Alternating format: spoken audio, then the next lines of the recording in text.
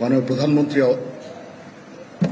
পদত্যাগ করেছেন এবং এখন একটা ইন্টারিম গভর্নমেন্ট ফর্ম করে আমরা আমাদের কার্যক্রম পরিচালনা করব। আমি সমস্ত রাজনৈতিক দলের নেতৃবৃন্দকে এখানে আমন্ত্রণ করেছিলাম, ওনারা এখানে এসেছেন।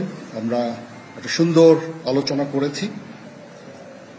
সেখানে আমরা সিদ্ধান্ত নিয়েছি যে একটা ইন্টারিম গভর্নমেন্ট আমরা ফর্ম করব এবং ইন্টারিম গভর্নমেন্টের মাধ্যমে এদেশের সমস্ত কার্যকলাপ চলবে। আমরা এখন মহামান্য রাষ্ট্রপতির কাছে যাব যে এই ইন্টারিম গভর্নমেন্ট ফর্মের ব্যাপারে ওনার সাথে আলোচনা করে আমরা একটা ইন্টারিম গভর্নমেন্ট ফর্ম করে দেশ পরিচালনা করব। আপনারা সেনাবাহিনীর প্রতি আস্থা রাখেন, সশস্ত্র বাহিনীর প্রতি আস্থা রাখেন। আমি সমস্ত দায়িত্ব নিচ্ছি, আপনাদের জানমাল, এবং আপনাদেরকে আমি কথা দিচ্ছি যে আপনারা আশাহত হবেন না। ইনশাআল্লাহ আপনাদের যত দাবি আছে সেই দাবিগুলো আমরা পূরণ করব এবং দেশে একটা শান্তি শৃঙ্খলা ফিরিয়ে নিয়ে আসব।